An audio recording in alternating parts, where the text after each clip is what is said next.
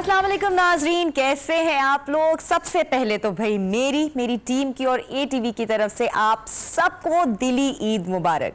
पहला दिन है ईद का और खुशियां अभी तो हमने मनानी है, सेलिब्रेट करनी है और हमारी ये स्पेशल जो ट्रांसमिशन है ईद इसार की, ये आप लोगों के साथ रहेगी पूरे ईद के 3 दिन। तो बहुत ज़्यादा मज़ा आने वाला है, हमने एंजॉय करना है, मुख्तलिफ मेहमानों से आपकी मुलाकात करवाएंगे, उनके साथ गपशप करेंगे। और सबसे मज़े की बात है, इस दफ़ा का मैंने जो ट्रेंड्स फॉलो करने की कोशिश करी है वो इस तरह से कि हम कितने मुख्तलिफ प्रोग्राम्स आपको दिखा रहे होते हैं। हमारे जितने भी आर्टिस्ट्स होते हैं वो आपको इंटरटेन कर रहे होते हैं अपने अपने अलग अंदाज में। अब उनको ऑन स्क्रीन देखना और पर्सनल लाइफ के साथ उनको जज करना ये थोड़ा सा मुश्किल हो जाता है, इसलिए हमने इनवाइट किया है हर डिफरेंट डे पे उन अलग अलग हमारे मेहमानों को जो आपको सारा वक्त एंटरटेन करते हैं अपने प्रोग्राम्स के जरिए। कोई होस्ट है, कोई न्यूज़ एंकर है, कोई मेकअप आर्टिस्ट है, कोई कुकिंग करता है और कोई एक्टर है। और एक्टिंग की जब बात आ जाती है, मैं आपको बता दूं मैंने भी की है, बहुत मुश्किल काम है। इसलिए जो पर्दे पे जिस तरह से उनका एफर्ट नजर आ रहा होता है उसे अप्रिशिएट करना बड़ा ज़रूरी होता है, चाहे वो एक छोटा बच्चा ही क्यों ना हो या हमारे कोई सीनियर एक्टर हो। उनको इनकरेज करना और उनकी एक्टिंग के ऊपर दाद देना, उसका मज़ा ही अलग होता है और जब वो सुनते उनको इनकरेजमेंट होती है। आज भी हमारा ज़बरदस्त सा पैनल है और ये भी साथ साथ बताती चलूँ, ईद का मौका है। ईद में हमने ये ज़रूर याद रखना है कि कोविड अभी ख़त्म नहीं हुआ है। कोविड की जितनी भी SOPs हैं, जितनी भी एहतियाती तदाबीर हैं, उन्हें हमें भूलना नहीं है। हमें खुद भी याद रखना है, अपने घर वालों को भी याद दिलाना है और इर्द गिर्द में अगर किसी से भी मिलते हैं, चाहे वो हमारी जान पहचान का है या नहीं, उसे ज़रूर बताना है कि देखो जी, आपने इन सारी चीज़ों को फॉलो करना है अपने लिए और अपने प्यारों के लिए, और यही हमें आगे चलकर एक बेहतर फ्यूचर पे लेकर जा सकती है ताकि हम इस कोविड से छुटकारा हासिल कर सकें। और जिस तरह की ईदें हम कुछ अरसे से पहले मना रहे हैं, ये सिलसिला ख़त्म ही हो जाए और हम बहुत खुलकर ईद मना सके, अपनों से मिल सके, उनसे गले मिले, उनसे बातें करें, उनके साथ वक्त गुजारें। लेकिन ऐसा नहीं है, अभी भी आपने अपने प्यारों के साथ वक्त गुजारना है, उनसे मिलना है। और जो दूर रहते हैं, जो मुल्क से बाहर हैं, उन्हें ज़रूर याद करें कॉल्स करके। अब तो हमारे पास सोशल मीडिया इतना एडवांस हो गया है कि वीडियो कॉल्स हो जाती हैं, अब दूरी का एहसास नहीं होता। और एक सबसे और बड़ी बात, कुर्बानी का जो मकसद है उसे फुलफिल तरीके से करिए, क्योंकि हम हमेशा ये सोचते हैं कि जी कुर्बानी होगी, अपने घरों में हमने भरना है गोश्त को, दावतें करनी है, फलाना करना है, बड़े प्लान्स होते हैं। करें, ऐसा नहीं है कि ये भी हम सोचें कि बिल्कुल भी हमने नहीं रखना, लेकिन हमने उन गरीब लोगों का भी ख्याल रखना है जिनको ये गोश्त मैसर नहीं होता, जो ये ईद मना ही नहीं सकते, जो कभी सोच नहीं सकते कि वो कुर्बानी करेंगे या कभी जानवर का गोश्त उनको मिलेगा। इस तरह की बड़ी बातें होती हैं जो दिल में उनके रह जाती हैं, लेकिन हमने ख्याल रखना है। हमने उन गरीब बहन भाइयों का ख्याल रखना है, हमने उन पड़ोसियों का ख्याल रखना है जो ये सारी चीज़ों से महरूम है। हमने अपने उन गरीब रिश्तेदारों का ख्याल रखना है जो शायद हमें कभी कह ना पाए, लेकिन हमें उनकी बात को समझना है और उनके घर गोश्त भिजवाना है और उनको भी अपनी खुशी में शरीक करना है। आगे बढ़ते हैं मज़ेदार से। आज के भी हमारे इस प्रोग्राम में मैं इजाफा करूंगी हमारे मेहमानों से जो 4 चांद लगाने आए हैं। हमने आपके लिए एक बड़ा ज़बरदस्त सा टेली प्ले तैयार करा है ईद खुशामदीद के नाम से, तो उसकी आज स्टार कास्ट हमारे साथ मौजूद है। बड़ा ही मज़ेदार सा वो प्ले है, जब आप लोग देखेंगे तब आपको मज़ा आएगा। और अभी हम थोड़ा सा आपको एक, जैसे होता है ना कि छोटा सा प्रीव्यू वो देंगे, हमारे मेहमानों से मुलाकात करवाएंगे, थोड़ी सी बातचीत होगी और उसका क्लिप भी आपको दिखाऊंगी, ऐसी बात नहीं है।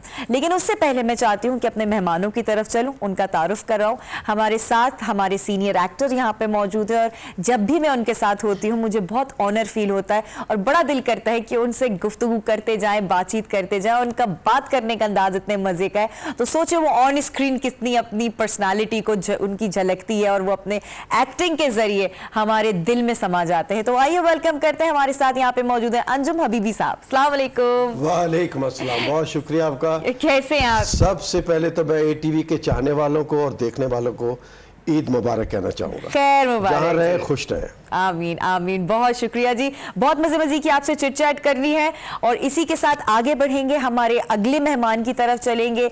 एक बेहतरीन शख्सियत, और जब भी हमारे साथ शो में होती हैं बड़ा मजा आता है, उनसे बड़ी मजेदार गपशप रहती है और बड़ा अदबी लिहाज से उन्होंने बड़ा अपने आप को एक्सप्लोर किया है और इस जो प्ले है उसमें भी बड़ा एक अहम किरदार अदा कर रही हैं और वो किरदार कैसा है वो थोड़ी देर बाद आपको पता चलेगा। ये पहले उन्हें वेलकम करते हैं। हमारे साथ यहाँ पे मौजूद है डॉक्टर शाइस्ता नुज़रत। अस्सलाम वालेकुम। कैसी हैं आप? ईद मुबारक। ईद के दिन बहुत प्यारी लग रही है। अरे थैंक यू, आप भी किसी से कम नहीं लग रही। Thank you. क्या करूं, हम चलते हैं। आप लोगों के होते में तो देखिए जहाँ खवातीन होती है वहाँ ये एक जुमला तो आता ही आता है।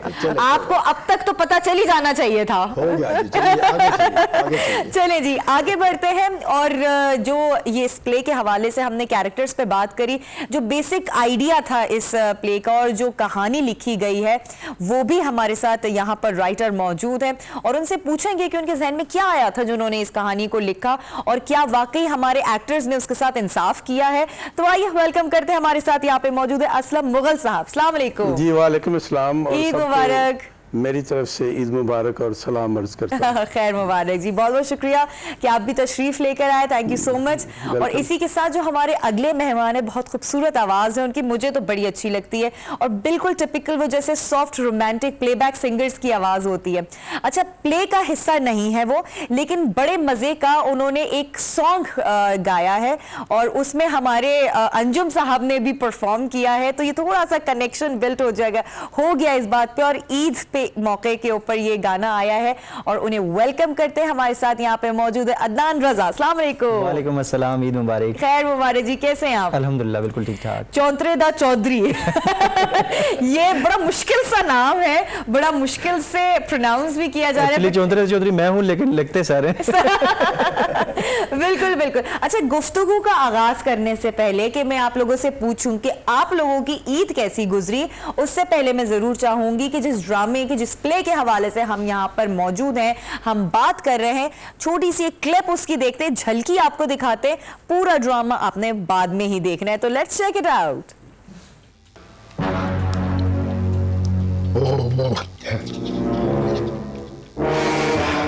ये हो गए 30,000 मकान का किराया। तो आप यहाँ बैठे नोट गिन रहे हैं? तो और क्या, मैं दरख्त पर बैठ के गिनूं? नहीं, वो तो आप जब बैठा करते थे, जब तांग झांक करना होती थी। वो आपसे एक बात करनी थी। पैसे मांगने के अलावा जो बात भी करोगी मैं सुनूंगा। हम आतन गोश हूँ। लो, तो मैं कौन सा आपसे अताउल्लाह ऐसा खिलवी का गाना सुनने आई हूँ? ओह माय गॉड, गाने नहीं सुनने आई है लेकिन कुछ धमाकेदार परफॉर्मेंस देने जरूर आई है। आप मिसेस शकूर एंड सर आप शकूर साहब बने थे। वाह, क्या जबरदस्त है कैरेक्टर। अच्छा असलम साहब, आपकी तरफ आऊंगी, ये कैरेक्टर लिखने से पहले क्या था आपके दिमाग में? असल में ये ज़ाहिर ईद का मौका, ईद कुर्बान है जी, तो उस हवाले से मुझे कहा गया कि ईद कुर्बान के हवाले से खेल लिखा जाए। सही।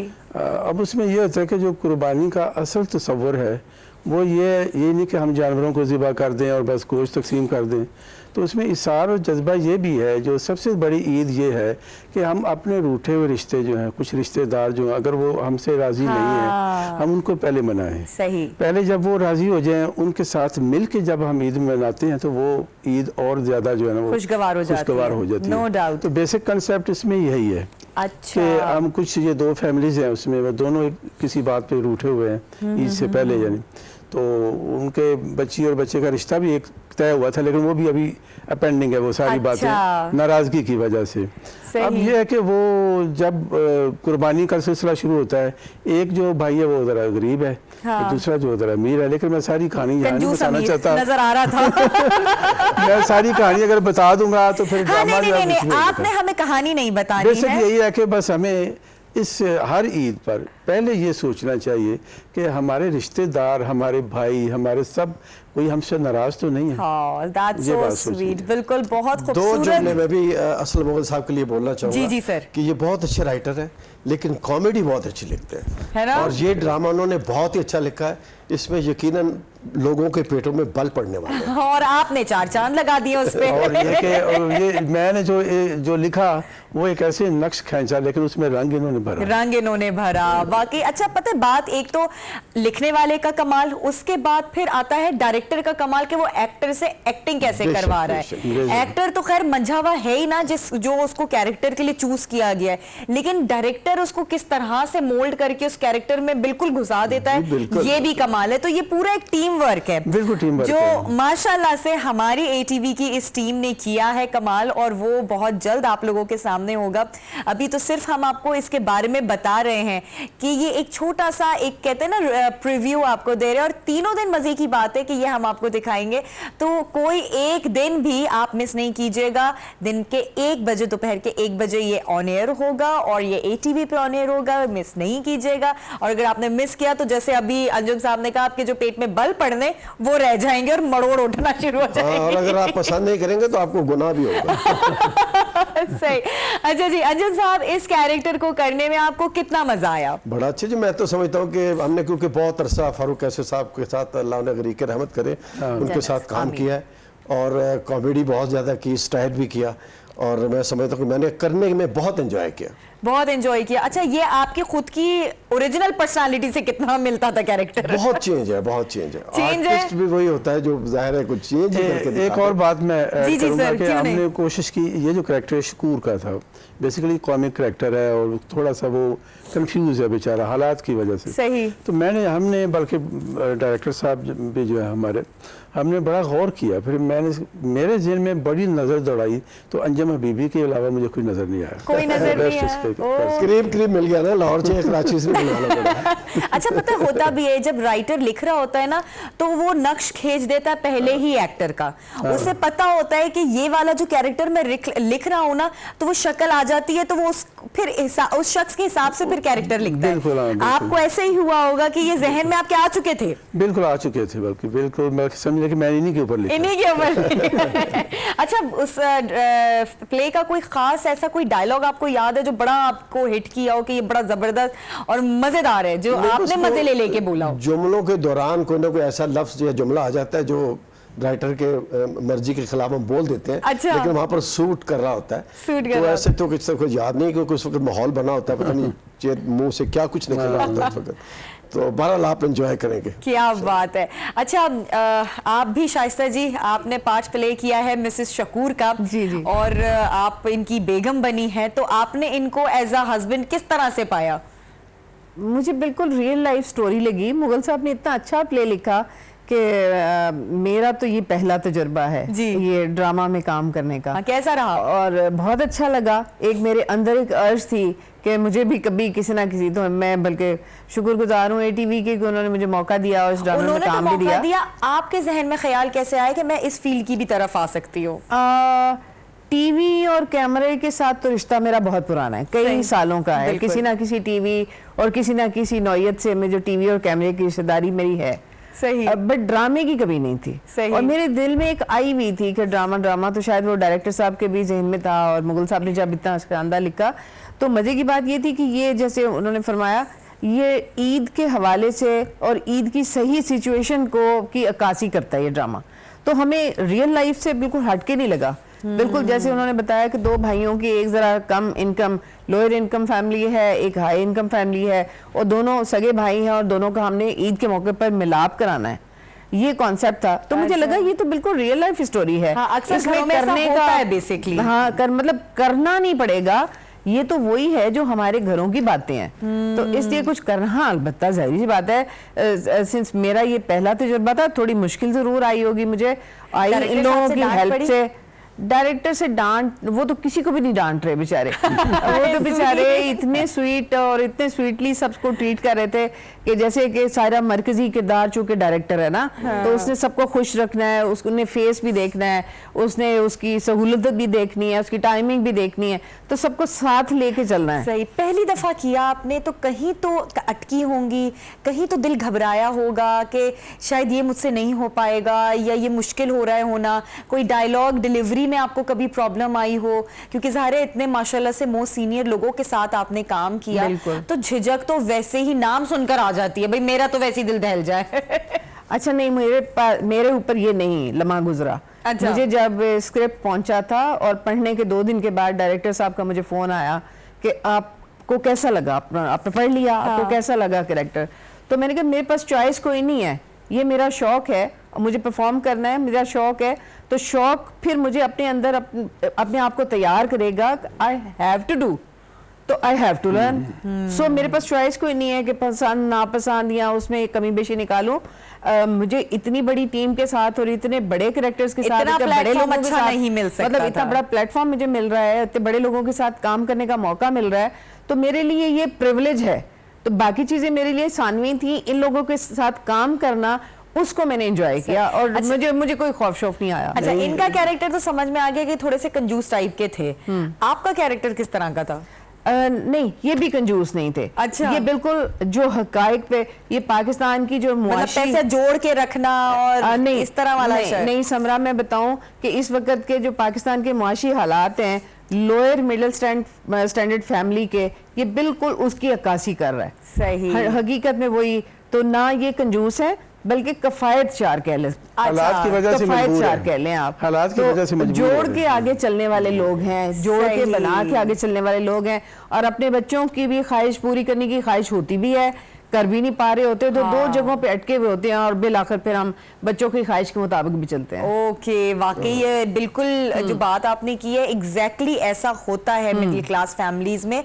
और जाहिर सी बात है कि जब आप घर के बड़े होते हैं तो बड़ी जिम्मेदारियां होती है आपके सर पे। आप कहते हैं मैं अपनी चीजों को कुर्बान कर दूं लेकिन मेरे बच्चों को किसी चीज की कुर्बानी ना देनी पड़े। बिल्कुल, ये बात तो कॉन्सेप्ट है। एग्जैक्टली। तो मतलब मुझे कॉन्सेप्ट तो बड़ा मजे का लग रहा है, लेकिन उसको मजाइया अंदाज में किस तरह से परफॉर्म किया है वो तो आप लोगों को देखने के बाद ही पता चलेगा।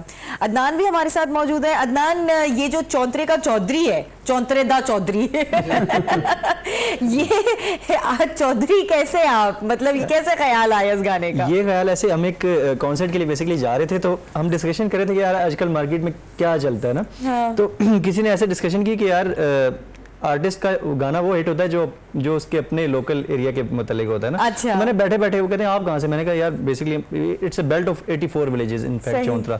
मैंने कहा चौंतरे पे, तो वो कहते हैं यार इस पे कुछ करो ना। तो बैठे बैठे हमने डिस्कशन ही कर रहे थे, तो अगले दिन उसने मुझे ये एक लाइन लिरिक्स की भेजी, ऊंचा शिमला ते मोटे उत्ते शाल ते लगे सोने चौंतरे दा चौधरी। मैंने कहा यार कैची है। हाँ। तो उसके बाद मैंने इसको रिकॉर्ड कर लिया। अब मैंने कहा इसका वीडियो करना है तो मैं खुद तो वो जो कैरेक्टर को डिस्प्ले करना है तो मैं खुद तो इसमें नहीं, फिर मैं सोच के मैंने कहा यार अपने एरिया का कोई बंदा लूँ। मैंने कहा फिर वो एक्ट नहीं कर पाएगा।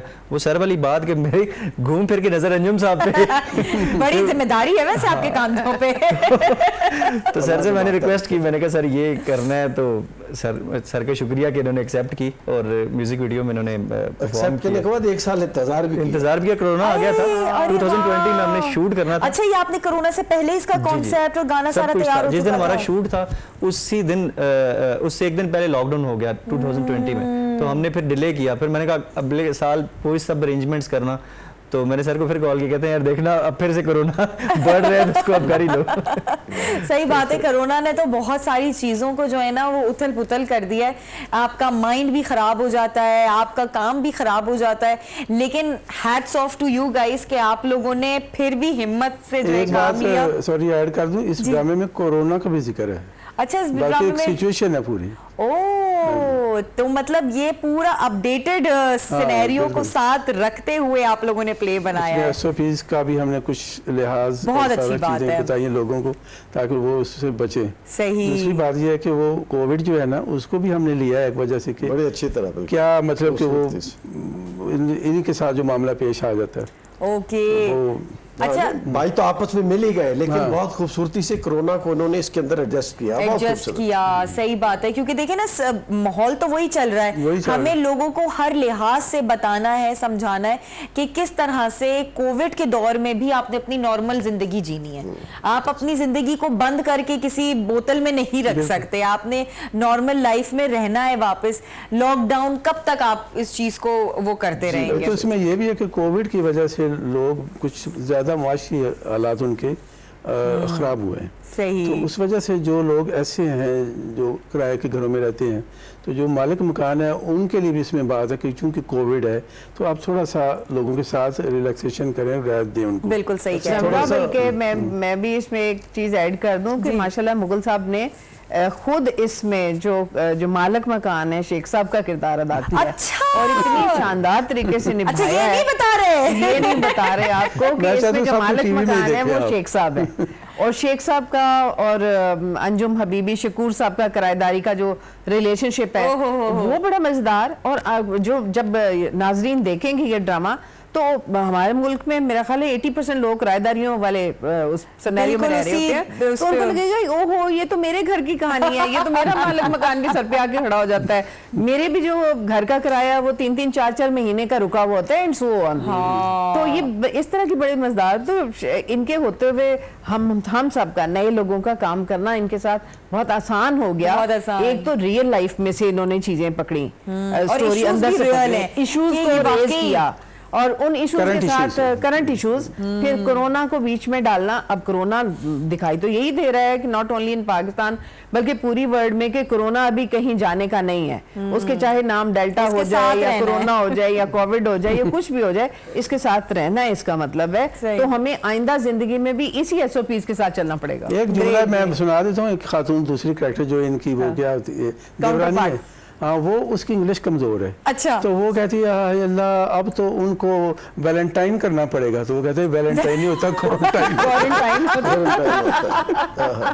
ये कहीं कोरोना में हम चौंतरे का चौधरी ना बोल जाए, चौंतरे का चौधरी ना बोल जाए। हम बिल्कुल नहीं अब लाना बैठे। भूलेंगे, हम बिल्कुल नहीं भूलेंगे। और बहुत सही मौके के ऊपर आप वापस आए चौधरी साहब की तरफ। हम चौंतरे दा चौधरी जो है उसको सिर्फ हम डिस्कशन की हद तक नहीं रखना चाहते, बल्कि हम सुनना भी चाहते हैं आपसे। चौधरी साहब भी यहाँ पे मौजूद हैं और आप भी मौजूद है, तो ऐसा हो नहीं सकता कि हम उस गाने को परफॉर्म ना करवाएं आपसे। तो आप तैयार हैं? जी डेफिनेटली। डेफिनेटली। तो बस फिर शुरू हो जाए। छल्ला उंगली च सजदा ए, छल्ला उंगली च सजदा ए, चौंतरे दा सोना चौधरी हो साडे दिल विच वसदा ए, हो साडे दिल विच वसदा।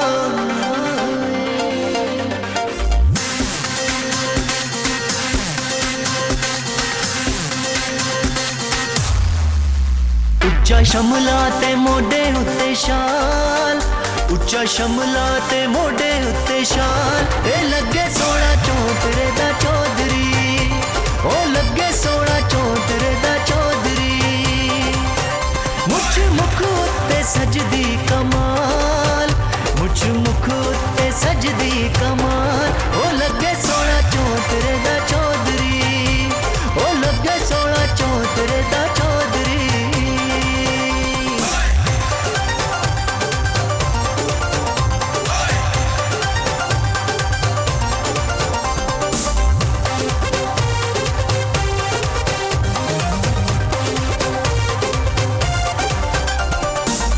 ਇਸ ਦੀ ਅਦਾ ਸਾਰੇ ਜਗ ਤੋਂ ਜੁਦਾ, ਸੰਗੀਆਂ ਦੇ ਨਾਲੇ ਕਰਦਾ ਵਫਾ। ਇਸ ਦੀ ਅਦਾ ਸਾਰੇ ਜਗ ਤੋਂ ਜੁਦਾ, ਸੰਗੀਆਂ ਦੇ ਨਾਲੇ ਕਰਦਾ ਵਫਾ। ਜਦੋਂ ਟੁਰਦਾ ਏ ਯਾਰਾਂ ਦੇ ਨਾਲ, ਜਦੋਂ ਟੁਰਦਾ ਏ ਯਾਰਾਂ ਦੇ ਨਾਲ, ਉਹ ਲੱਗੇ ਸੋਹਣਾ ਚੌਂਤਰੇ ਦਾ ਚੌਧਰੀ, ਤੇ ਲੱਗੇ ਸੋਹਣਾ ਚੌਂਤਰੇ ਦਾ ਚੌਧਰੀ।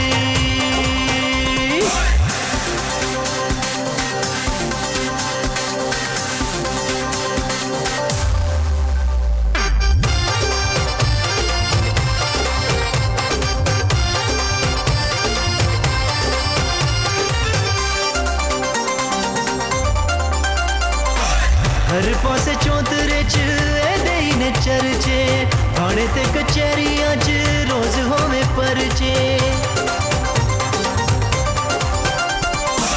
हर पासे चौंतरे च एदे ही ने चर्चे थाने ते कचहरियां च रोज होवे परचे कोई गल करे कि दिए मजाल कोई गल करे कि दिए मजाल ते लगे सोना चौंतरे दा चौधरी ओ लगे सोना चौंतरे दा चौधरी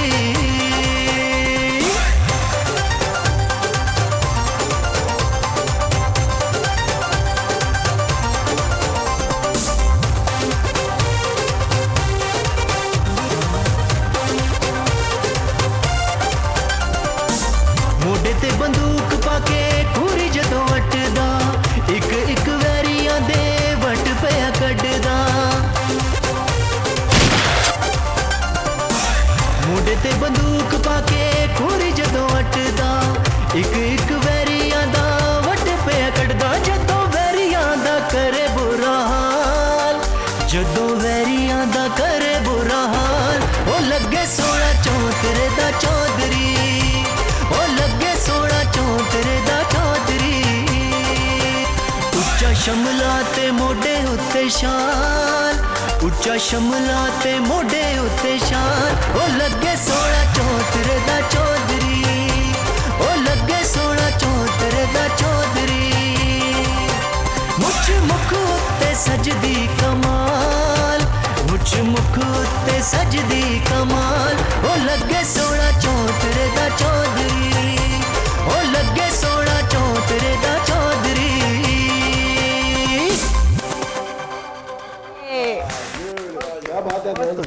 अच्छा, ये मुझे लग रहा है कि इन्होंने आपने अपने गाँव को नहीं इन्हीं को देख के लिखा है ऐसे कैरेक्टर तो बिल्कुल सूट किया है इनको, है ना? कितना जबरदस्त लग रहा है। और वो जो स्टाइल था ना, वो मूंछों को ताव देने वाला। अंजुम साहब ने परफॉर्म बहुत अच्छा है, वाह, वाह, तरीके से लिखा गया वो पूरे का पूरा। सही बात है भाई, ये दो लोग चांद लग गए। इंस्टीट्यूट हैं। अगर ये अच्छा नहीं करेंगे तो मेरे ख्याल से हमारी जो आने वाली नौजवान नस्ल इस फील्ड में आना चाह रही है, वो क्या देखेंगे, वो क्या सीखेंगे? तो हम तो लकी हैं जो आप जैसे लोग हमारे दरमियान में मौजूद हैं और हम आपको देखकर बहुत कुछ सीखते हैं। बहुत शुक्रिया, बहुत चाहे हम उस फील्ड से ताल्लुक नहीं रखते, लेकिन नॉलेज हमें फिर भी हो जाती है कि जिस तरह से आप लोग एक्ट करते हैं और घुस जाते हैं ना अपने उस कैरेक्टर में, कि वो वाकई लगता है कि आपकी शायद पर्सनालिटी ऐसी है, लेकिन नॉर्मली आप बिल्कुल उलट हो सकते हैं। बहुत शुक्रिया अलग जी, होते बहुत हैं। शुक्रिया आप लोगों का, आपको पसंद करा। अदनान ने गाया है तो फिर हमें भी अल्लाह वाह, दान, क्या बात है आपकी। म्यूजिक क्या खूबसूरत है, आदमी को वैसे ही डांस करने को दिल वैसे ही देखे ना, अभी हम यहाँ भी हमारा जो थोड़ा सा वो माहौल था ना, चेंज होने लगे था। अभी मैम आपने बात की, जैसे सर के बारे में कुछ चीज़ें शेयर करना चाहूँगा कि बहुत से मतलब नए आर्टिस्ट भी ऐसे हैं जो कभी वक्त की भी पाबंदी नहीं करते, कमिटेड नहीं होते, लेकिन सर की मैं बात करूँ कि सर का पहली कॉल, मुझे सर की कॉल आई जिस दिन हमारा शूट था कि हाँ भाई मैं तो अब उठ गया हूँ, तो क्या इरादे हैं? मैंने कहा सर सब रेडी, हम लोग आ रहे हैं। और फिर पूरे मतलब शूट में इतनी कोऑपरेशन, मतलब हमें कहीं नहीं लगा कि हम इतने बड़े आर्टिस्ट के साथ काम कर रहे हैं। सही बात और है। बहुत डाउन टू अर्थ और कोऑपरेटिव। और मैं फिर सर का शुक्रिया अदा करूंगा कि अपना स्पेशली इन्होंने टाइम दिया और इस गाने को, मेरे ख्याल में जो इसकी कामयाबी है उनमें 90% क्रेडिट सर को जाता है। बिल्कुल आपका सही बात शुक्रिया है, अदनान भाई, बहुत शुक्रिया आपका। यकीनन मैं अभी भी नए चाहने वालों को, पुराने वाले लोगों को जो आर्टिस्ट बन रहे हैं या बनना चाह रहे हैं, उनको सिर्फ एक ही मैसेज देता हूँ कि वक्त की पाबंदी, वक्त की पाबंदी। और सर ये जो अभी अदनान ने बात की है, तो इस चीज़ को मैं थोड़ा सा आगे लेकर चलूंगी कि वाकई क्योंकि जो ये गाने की पंक्चुअलिटी की बात कर रहे हैं, हम जिस प्ले पे बात कर रहे हैं, उनके भी डायरेक्टर जो है, उनका मुझे अभी यहाँ पर आवाज़ आई है कि वो भी चीज़ से इत्तेफा करते हैं कि आपकी जो पंक्चुअलिटी थी, जो टाइमिंग्स थी, वो इतनी परफेक्ट थी और इतनी अच्छी थी कि मेरे ख्याल से जो आपकी इस फील्ड के लोग हैं ना, उन्हें सीखना चाहिए। बिल्कुल कि बहुत सारी वक्त की कदर करो। आदमी सब लोग अगर इकट्ठे आ जाए तो काम शुरू हो जाता है। क्या बात है। अच्छा चलिए, ड्रामे की तो बात हो गई, अब हम आते हैं थोड़ा सा ईद के हवाले से। जी जी, थोड़ा सा मैं आप लोगों के बचपन की तरफ जाना चाहती हूँ कि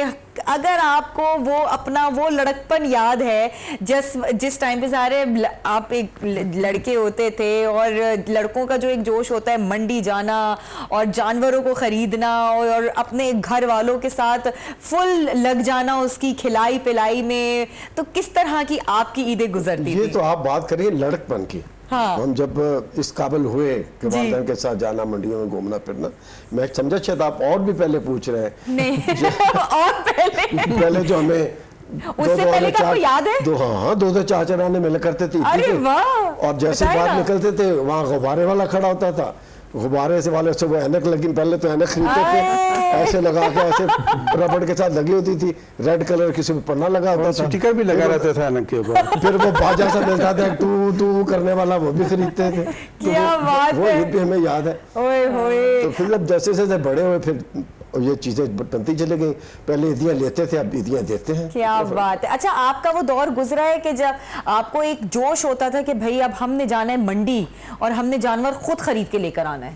जी, कोशिश तो ये होती थी, बहुत ही शौक होता था, बल्कि ऐसा होता था कि जानवर को लाना, फिर उसके साथ वो कपड़ा डालना रेड कलर का ऊपर, चुन्नी मुन्नी, फिर उसके कानों के साथ गुब्बारे बांधना और फिर उसको गलियों में घुमाना, अपने दोस्तों को दिखाना।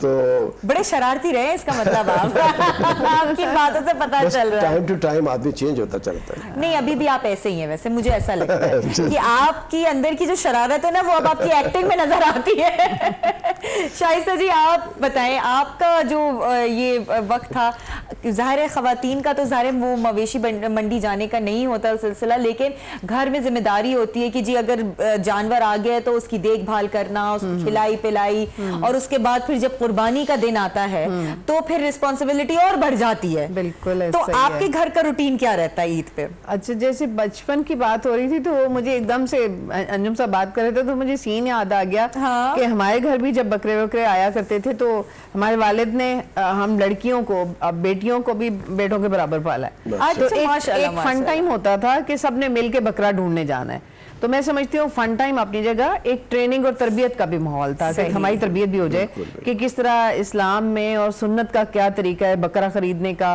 कि आप उसकी देखभाल करें, बार बार देखें, बार्गेनिंग करें, और कहा जाता है बल्कि इतना घूमे फिरे कि बंदे को पसीना आ जाए। और अच्छा। ये वाकई में तो उस नजरिए के मुताबिक भी हम सारे ये एक फन हो गया। मगर घर जब आप बकरा आ गया तो बकरे की इतनी कदर करनी है, और एक कॉन्सेप्ट है जिस इस्लामिक नजरिए के तहत ये कुर्बानी की गई है, बच्चों को और बेटों को, घर पूरे को उसके अंदर इन्वॉल्व करना, कि एक एंड तक, कुर्बानी के दिन तक एक लगन, उनसियत और प्यार और मोहब्बत अपने जानवर के साथ हो जाती है। जी, बेशक। और उसको जब कुर्बान करते हैं तो वो दरअसल ऊपर तक हमारा कॉन्सेप्ट ज़ाहिर है आपके दिल को तकलीफ होनी चाहिए कि आप किसी अंदर अपने एक जज्बा पैदा हो जाता है। बिल्कुल, कि जब बिल्कुल। कुर्बानी होने लगी है तो फिर वालिद ने सबको बिठाना है, गोश्त थोड़ा सा बना के दुआ करानी है, वो भी तरबियत का हिस्सा है कि सारे जब हो गया है इकट्ठे बैठे, फिर उसके हिस्से कैसे, जब आपने शुरू में इसको ब्रीफ किया बिल्कुल कि उसके किस तरह 3 हिस्से करने हैं, कौन कौन सा हिस्सा कहाँ कहाँ बांटना चाहिए, घर में कितना रखना है, बाहर कितना देना है, और किस तरीके से, फिर ये कि गंदगी नहीं होनी चाहिए, उसको संभालना कितनी जल्दी है, जो हमारा किरदार था, और इसकी तैयारी हमने पहले करके रखनी है कि क्या क्या चीजें रात को इकट्ठी कर लें ताकि अगले दिन देर सवेर ना हो, जब कसाई आ जाएगा तो फिर उसने ये करना है। और फिर ये कि हमने वो जो ईद का गोश्त है वो तो अपने टाइम पे पकना है। सबसे पहले कलेजी पकती है, सब आपने वो बर्तन बाहर भेज देना है कि कलेजी जल्दी आए, उसको फ्राई करना है, और ये कि वो नाश्ता हो जाएगा, चलो नाश्ता हो जाएगा, और उसके बाद फिर बिरयानी बने या कुछ भी बने, या रात को या नेक्स्ट डे हम बारबेक्यू, और उसमें भी पूरा खानदान इकट्ठा हो। तो यादें वाकई इसमें बहुत अच्छी हैं। अब ऑल्दो हम फ्रीजर और फ्रिज भरते हैं, गोश्त से नहीं होना चाहिए, और कुर्बानी को कुर्बानी के पूरे नजरिए के साथ करें तो ही इसका तो मजा ही है। उसका अजर मिल सकता है। बिल्कुल।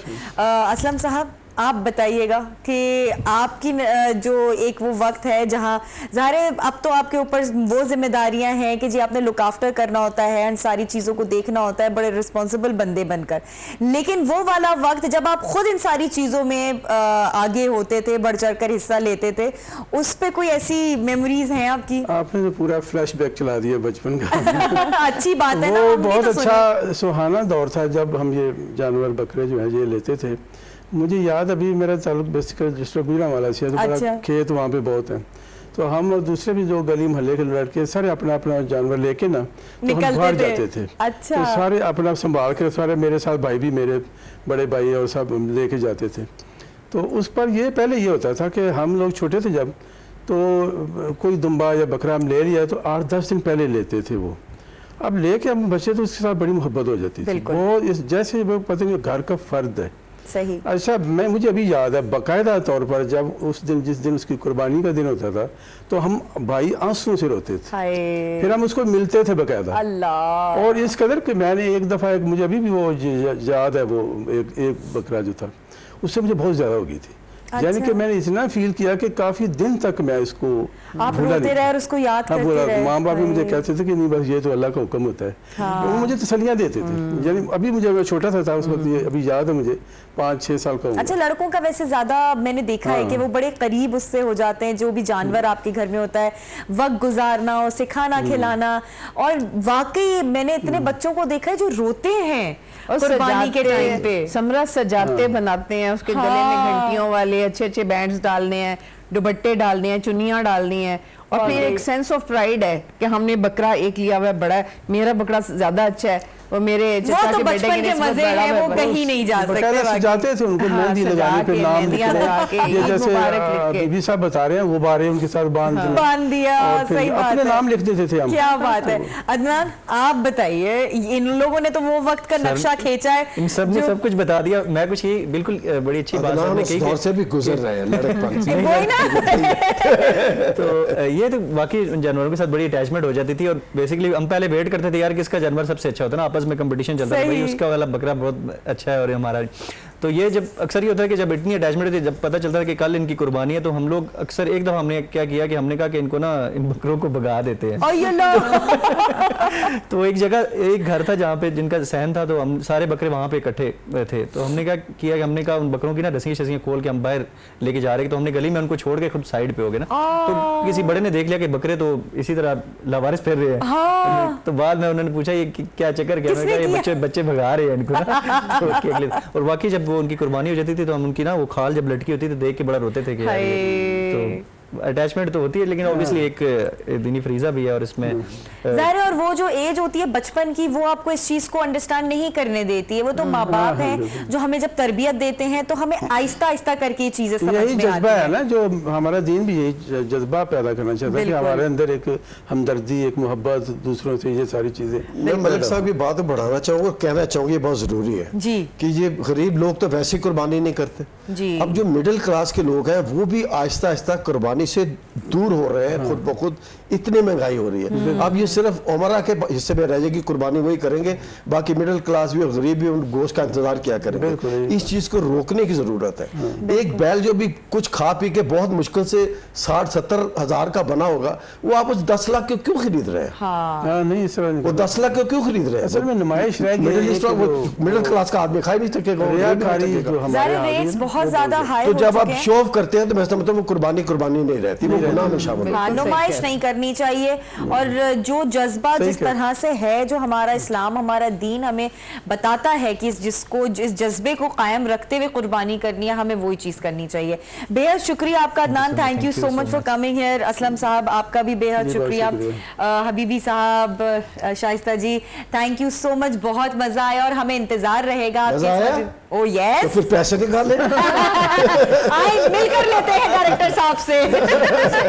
समरा, आप भी प्ले देखिएगा और हमें भी बताइए। ओ यस, बिल्कुल जी, और मैं भी देखूंगी, और मैं अपने नाज़रीन से भी कह रही हूँ कि वो लोग भी जरूर देखें, और हम सब मिलकर जो है फीडबैक देंगे। और यकीनन जितनी मेहनत इसके पीछे है, जो दिन रात लगाकर इन्होंने उस प्ले को तैयार किया है, हमारे डायरेक्टर साहब, हमारे आर्टिस्ट, हमारी पूरी टीम, कैमरामैन वगैरह, किसी एक का अगर मैं नाम भूल रहे हूँ तो सो सॉरी फॉर दैट, लेकिन इट्स अ टीम वर्क। और इस टीम ने जो आप लोगों के लिए एक एंटरटेनमेंट पैकेज तैयार किया इस ईद पर, इसे जरूर एंजॉय कीजिएगा और हमें जरूर बताइएगा। फिलहाल यहाँ लेते हैं एक छोटा सा ब्रेक से वापस आते हैं, हमारे साथ ही रहिएगा।